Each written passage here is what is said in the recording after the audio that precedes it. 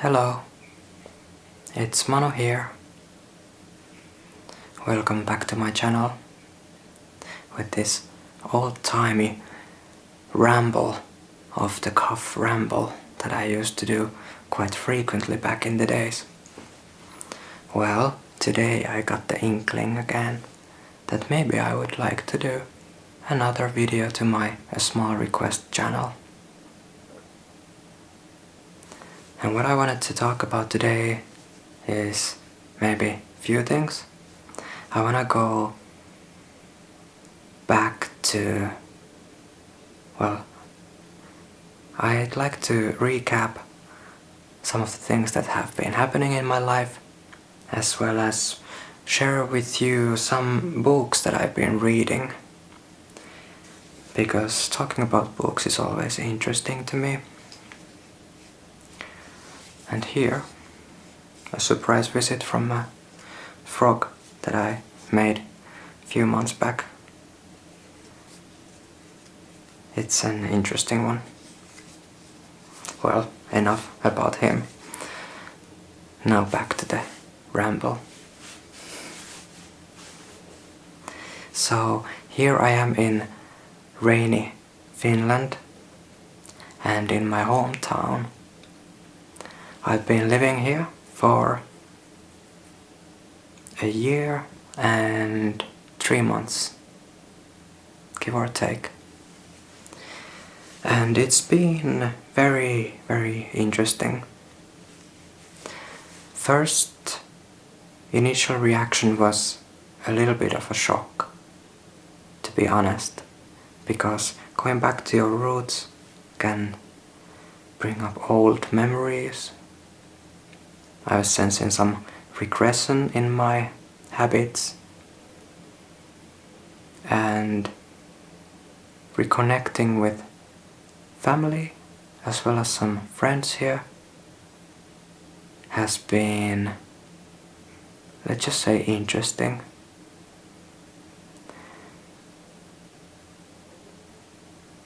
A lot of things have happened, mostly good. And let me just say that physically and mentally I'm in a very good place. Well, not very good, but a pretty good place. Try to be modest here. But I've been working out quite a bit, doing some good old pull-ups and walking around outside. Also getting a lot of steps at work, probably more than 10,000 a day. But it's getting there.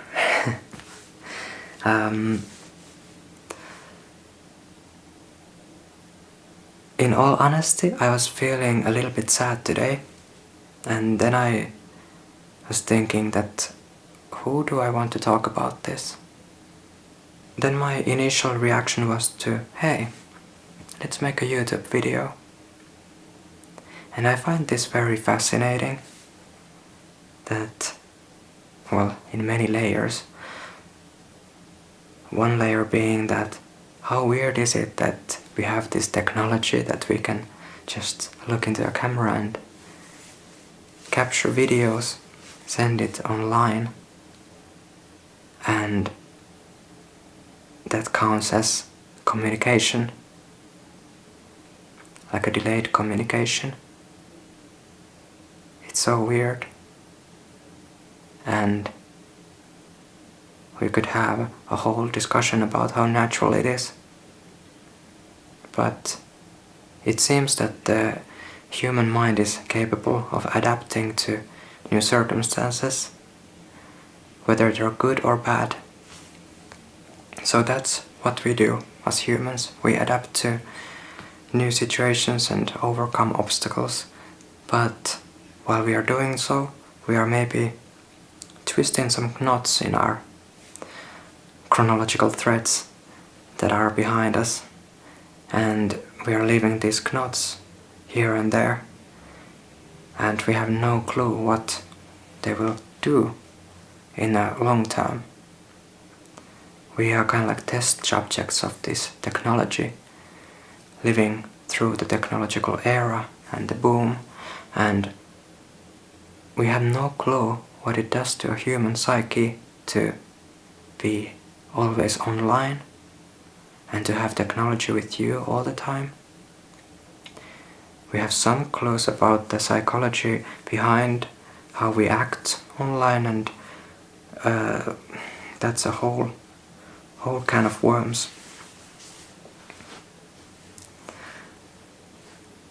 Sometimes when I've read some psychology books, it gives me this idea that the anonymity of internet gives us this weird sense of freedom. But it's not fully freedom, it's more of a freedom for the ID part of, or the id part of the self. And maybe the anima, if you are Jungian. And there's something interesting happening online, how we, or at least some people, are willing to let loose of their shadow, and they start to enjoy doing so. And I'm afraid that while doing so we are damaging the empathy towards other humans. So I've been toning down on my social media consumption and also the content creating side. But I would say that it's a mixed bag of ambivalence. There is a lot of good and there is a lot of bad that comes with this technology. With YouTube, for example, I have gotten a relationship. I have ended up in a documentary.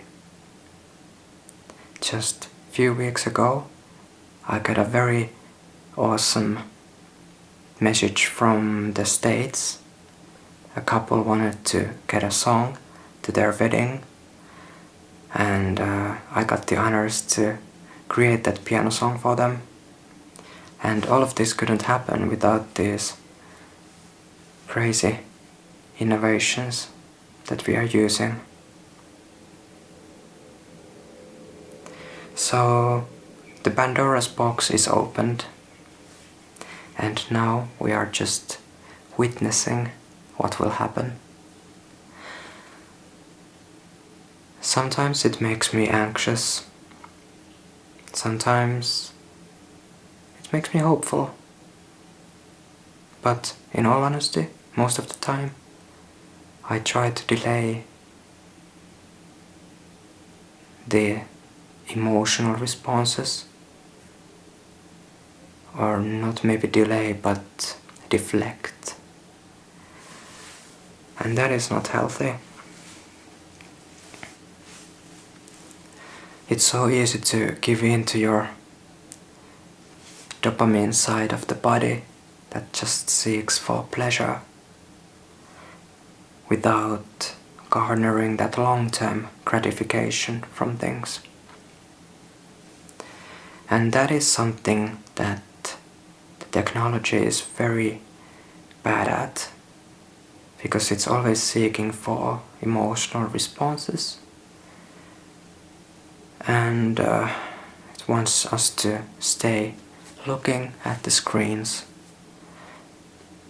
But there is no rewards for focusing on deep dives, long-term goals, slow progression. I have a feeling that this ramble will be very sporadic and random, so please excuse me. But I guess I want it to be like that today. I'm leaving it open that whatever comes to my mind, I will talk about it.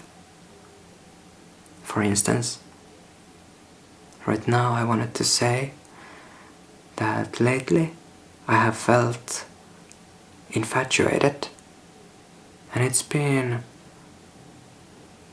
nice to feel that feeling, because it reminds me that most of the time I am going through this life not really thinking about relationships. In a way, I'm a very lone person, maybe asexual, which is a lie, but often I keep that side of me in a box because it hurts to get hurt. And maybe I've been defending my emotions by putting it in a box where I just don't think about it. But then, when I end up feeling emotions towards other people,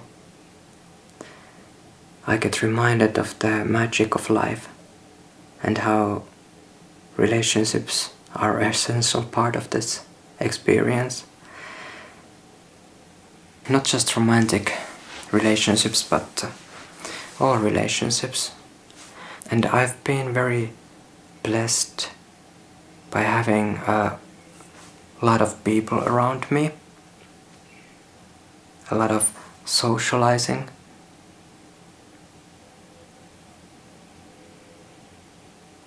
It's just sometimes that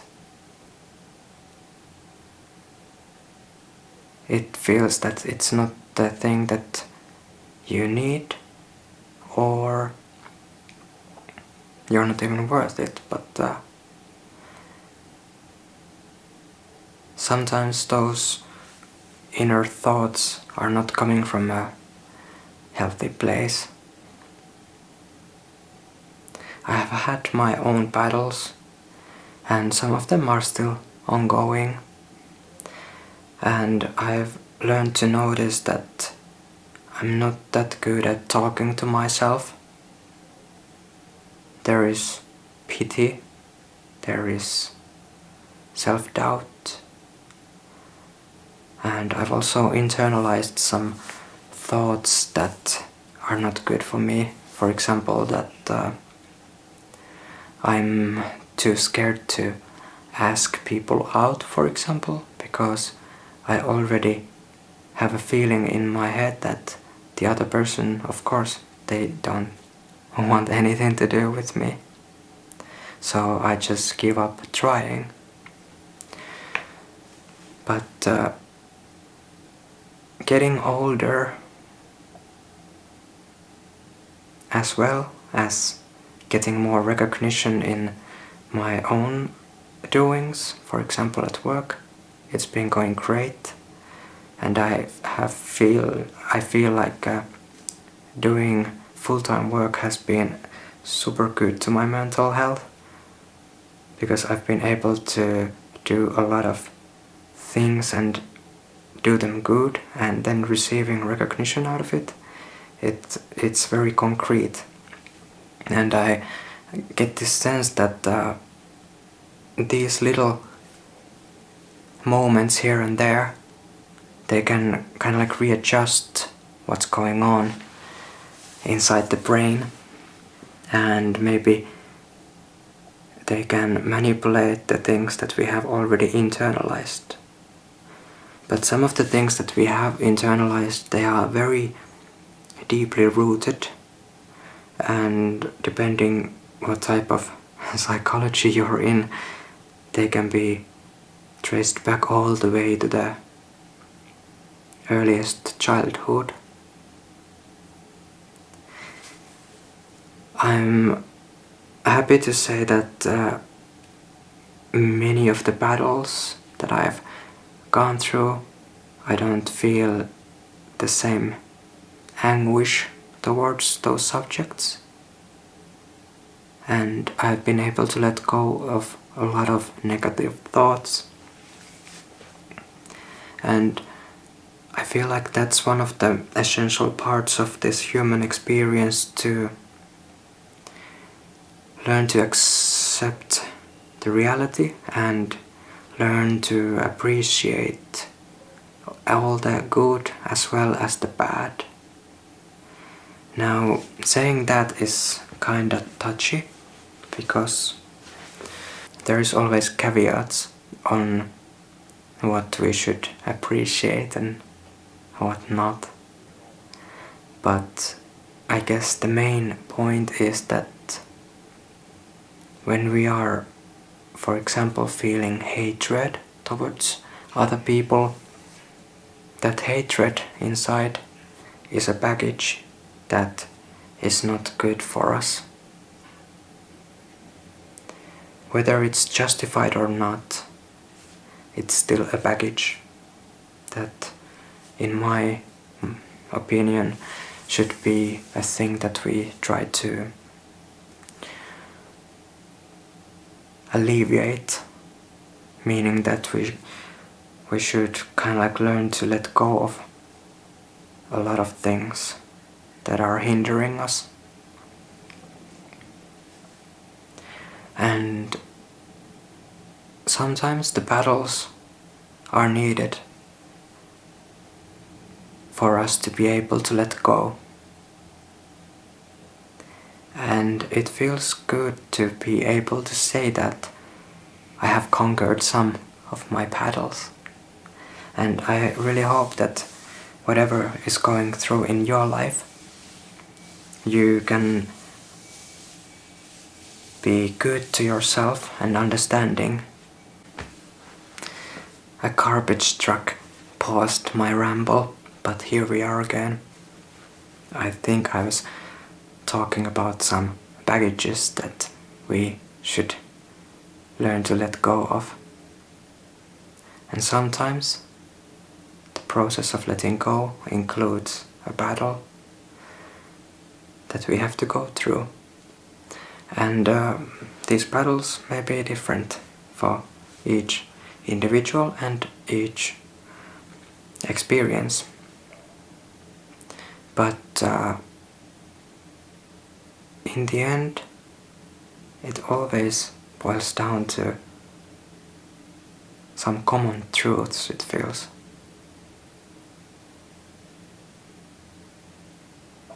The truth that us humans need other humans to thrive, to survive. We need empathy, we need understanding, and we need acceptance towards ourselves and others who may be different. But there is also something to learn from being stern and appreciating borders. Borders for our own safety and for our own mental health. If there are people in our lives that make us feel bad, we don't need to fight them, but we can learn to create boundaries.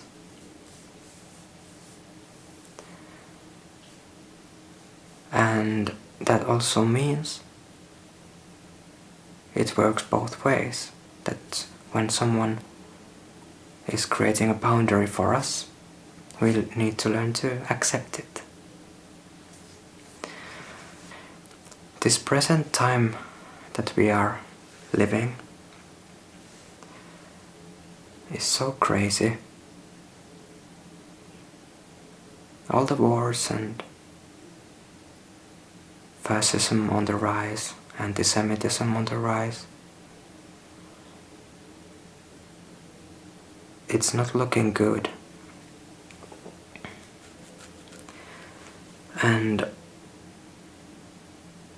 there are these people who call themselves accelerationists. They have this idea that we can accelerate, kind of like the downfall of the society, and from the ashes we will be reborn. Something to that vein. And I don't know if there is a worse example of us humans trying to play gods, basically. Thinking that a phoenix will be reborn from the ashes, where in reality nobody rises from the ashes, or if they do, they're crippled and anguished.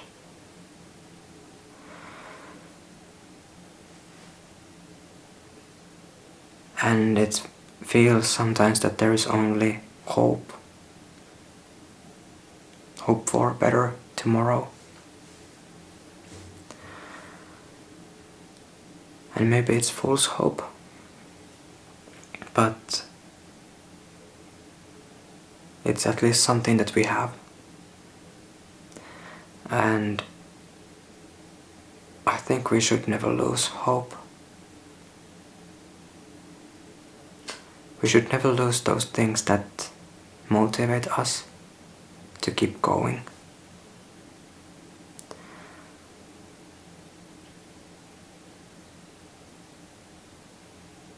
Because in all those moments of joy, of real human connection, overcoming obstacles, they hold a true power. They are the source of art, humans transcending, showing us all the good things that we can create together or alone.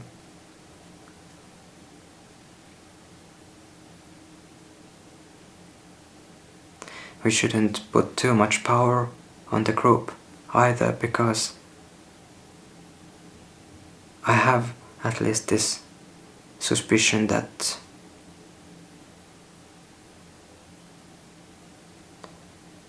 whatever comes from within, we reflect to the collective. And so we should be good to ourselves, even if it was for our own sake only.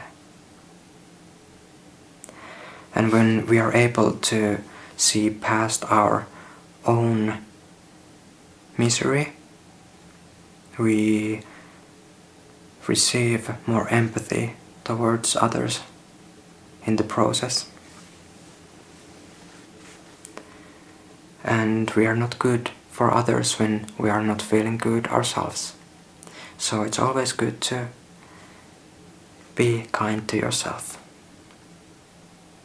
And this paradox of learning to accept yourself in order to change.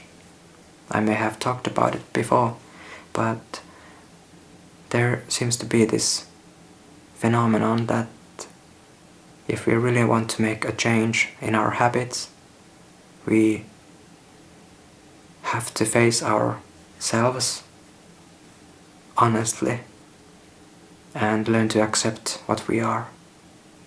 And only after that, when we stop lying to ourselves, we are able to make more lasting changes.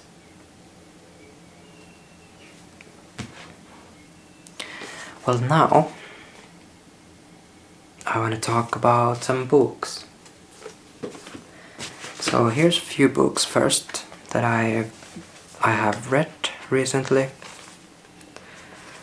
Here's one. Slavoj Žižek, Violence. I have been a fan of Žižek for a long time, but I haven't read this one before, and I really liked this experience. I read this while I was visiting Italy, a month or two. And I started reading this mostly because I wanted to get new angles and viewpoints in why people end up being violent, and if there is any ways for us to combat that in a non-violent way. Well, there are not many answers on how to combat violence here, but there are many interesting viewpoints going through different philosophers, Lacan and Immanuel Kant, for example, some Nietzsche as well. And I really suggest reading this if you ever feel maybe apathy would be a good word for it. Apathy towards the geopolitics, for example. This has a power of refocusing your mind on the core issues that may be behind the phenomenon of violence. And for Slavoj Žižek, they tend to be rooted in language itself, as well as the global capitalistic movement of the 20th century, and how we are kind of like reaping what we sow in many ways. But there was also interesting thoughts about these boundaries and borders and the idea of neighbors that really gave me some nice insight and things to think about. Here is another book that I recently read. I have read this earlier as a Finnish translation made by Pekka Ervast, but this one was translated by David Hinton in English. It's Tao Te Ching by Lao Tzu. And the back says, "If you aren't free of yourself, how will you ever become yourself?" And maybe that encapsulates the core idea of Tao Te Ching.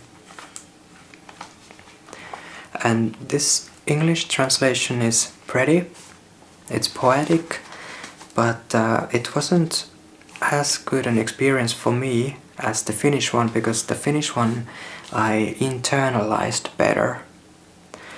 An example, this David Hinton uses the word perennial, and to me I'm not able to visualize the word perennial even though I know what it means.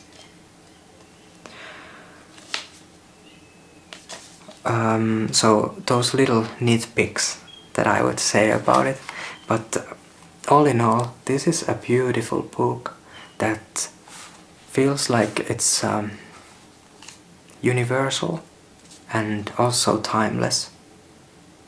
It's hundreds of years old, and it still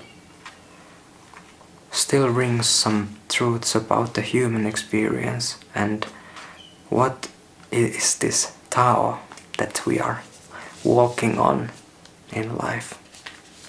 So this is a very fast read, but you can always revisit it in different times of your life and maybe find something new in the insights of these short chapters. Now I will pick one random here. It will probably not make sense in a out of context, but let's see. This is too long. I'll choose something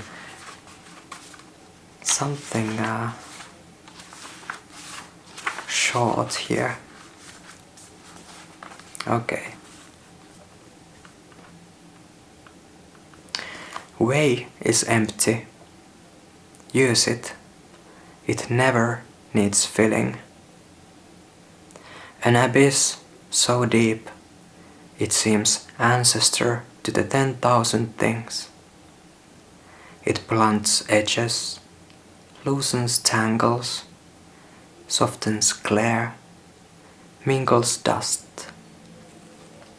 A clarity so clear it only seems real. Whose child could it be?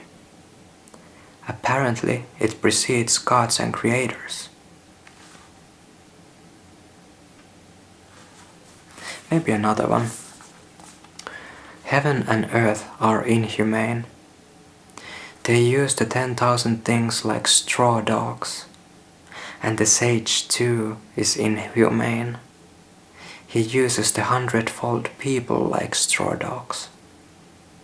Is all heaven and earth really so much like a bellows chamber? It's empty but never contracts, just keeps bringing forth more and more. Words go on, failing and failing, nothing like abiding in its midst. Well, that sounded very esoteric. But there is this interesting idea about the Tao, basically saying that everything in life is Tao except us trying to say what Tao is. So try to wrap your mind around that. Alright, here is another one. Trick Mirror by Gia Tolentino. This is an essay collection by, I think, American writer, author Gia. And it's basically about modern life and these weird quirks that we are surrounded with and how we use self-delusion in our everyday life. I liked a lot. Well, first of all, I really like how she writes. It's a very eloquent and easy read. But also it's interesting to read about more modern happenings. For example, the author as a teenager was part of this reality TV show.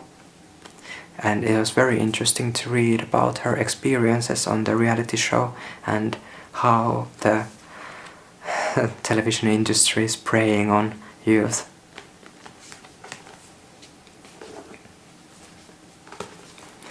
Okay, then to some books that I haven't finished yet. Some of them I've barely started, but I have a lot of books that I'm reading at the same time.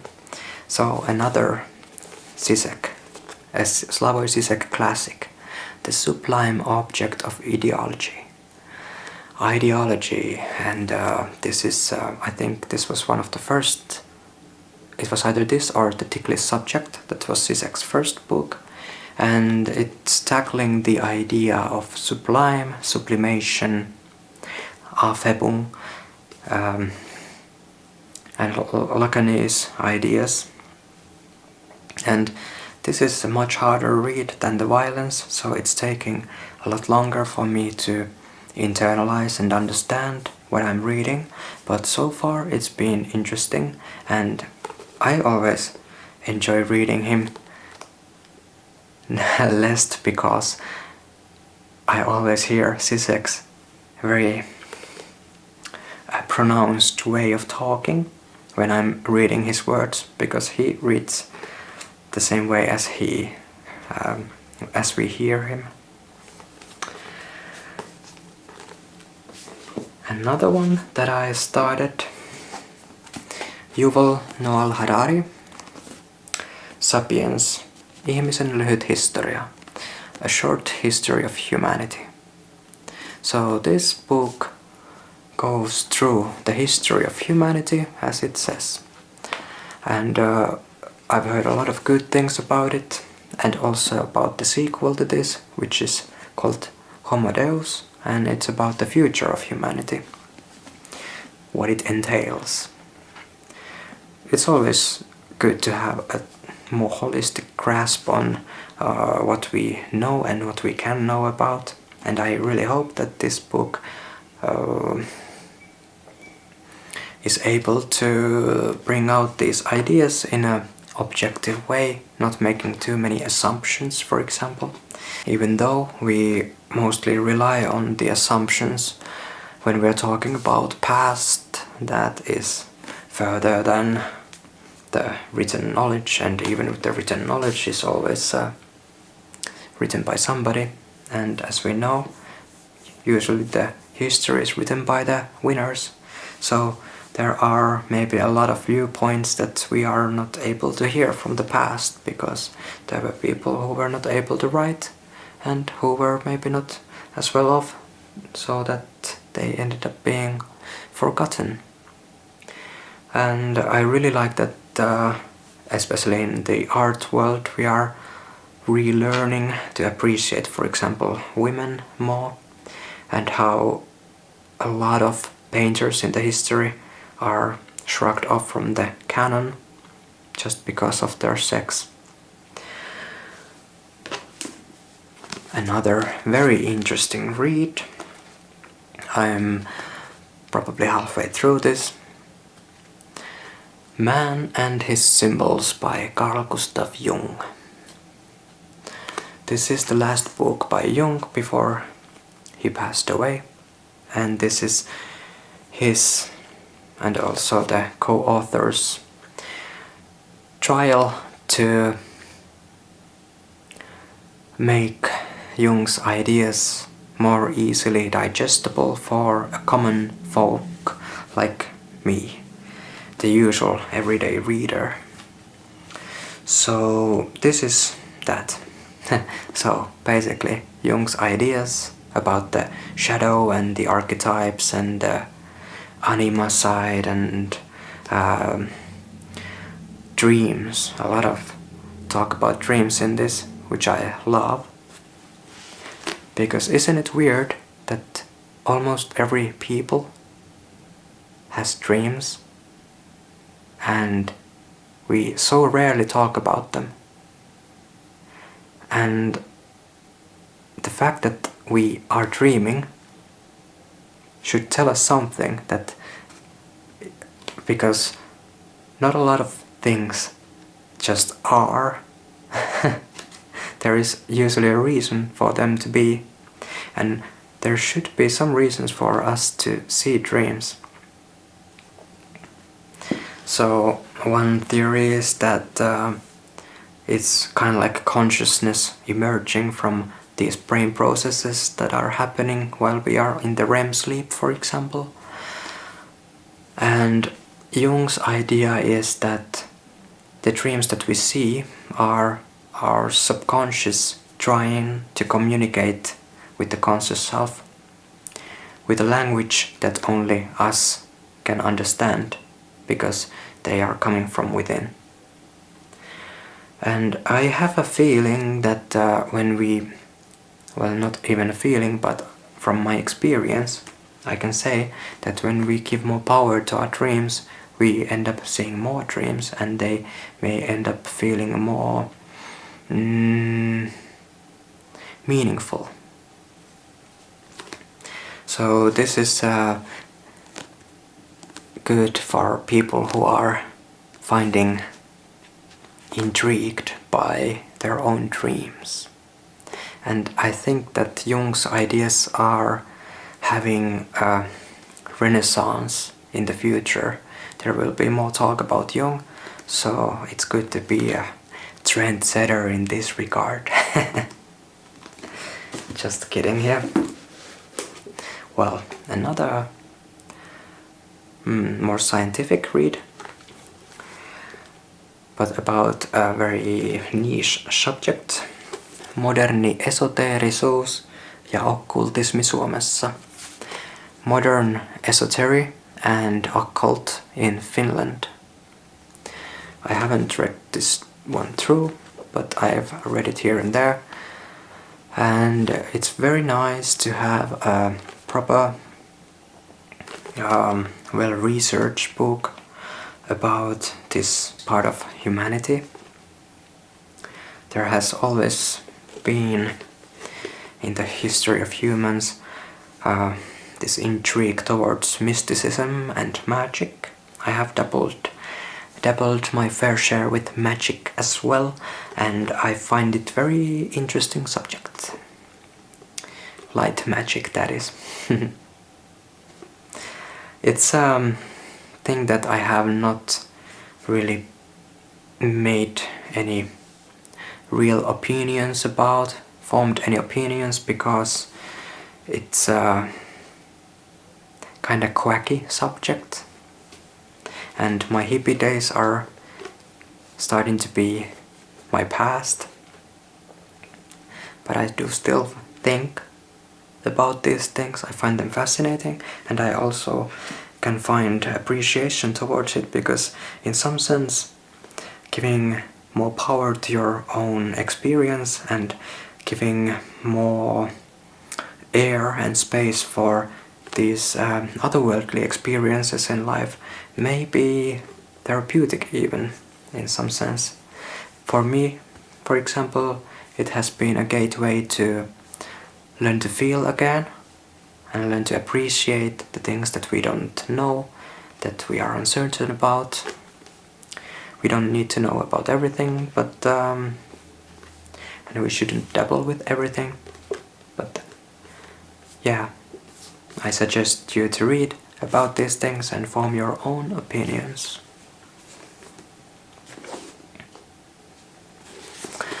Martta Horjander, Aikamme annettu apu. The help given to our time, by Martta Horjander.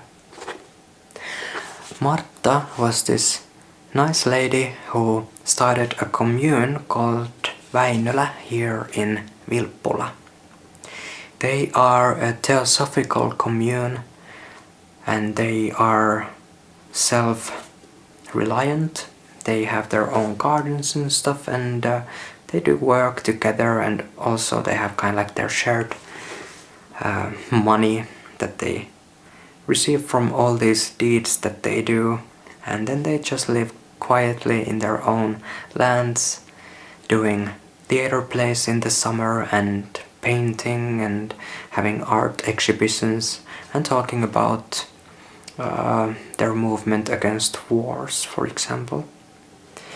They are living through the teachings of Jesus, as well as Pekka Ervast, who was this Finnish theosophical figure who talked about mysticism as well as the Sermon of the Mount.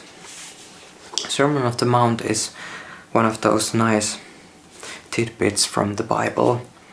I really like the main core idea of it, and all in all, this commune, a cult, is one of the better ones that I've stumbled upon, because they seem to be happy.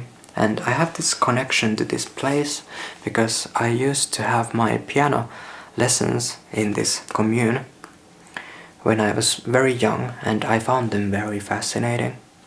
And a more recent connection is coming through Hilma af Klint. I have told about my adoration about Hilma af Klint before, but Hilma saw Pekka Ervast on her life, and they seem to have very similar ideas, and I am starting to believe that there is some sort of universal truth in these Sermon of the Mount lessons. And this idea of living what Hilma called Vestal asket. Vestal meaning in a virtuous way, and asket is asceticism. So not using more than you need, and then being good in your deeds and also in your thoughts. That way we are able to kind of like cleanse our bowl, our symbolic bowl, which is reflecting the light, the symbolic light of life. So by us cleaning our bowl, we are able to receive a more clear vision from the ether. For me, this ether is the source of inspiration for music, for example, and as well as painting and other arts. Because sometimes it does feel like these ideas are just on these streams around us, and we are able to sometimes take a little snippet from there and maybe strike gold. So even if this was just a fool's idea, if it wasn't truth, I still think that following these two ideas, not being overly consumptuous and being virtuous in your way of living, it's only gonna make for a better future. If everyone followed these ideas, their life would reach more harmony. This is my belief. And one more book that I've been battling with. Gödel, Escher and Bach by Douglas R. Hofstadter. Sometimes I forget and say his name was Michael Hofstadter, but it's Douglas R. Hofstadter. So this huge epic is about the eternal golden braid. But it's basically this author's way of trying to bring out an image of our existence and going through it through the lens of an author, a poet, a drawer, artist and a musician, and how all these ideas are rooted in mathematics, logic, geometry, and how it all emerges from these hidden truths that we are surrounded with. It's very heavy, but it's very interesting, and I'm hoping to be able to read through it this summer. So that's what I've been reading lately, and maybe this is starting to be a little bit too long a ramble already, so I will say goodbye for now, and I hope that I will come back to you soon again, because I really enjoy talking to this camera again, and I hope that there is still somebody there coming to watch me. Nevertheless, I'm very grateful for every one of you and of all these things that I've been able to experience in life. So I wish you a lot of love and self-care and being good to others, and I hope that the future will be bright. So good night and see you in the next video. Much love.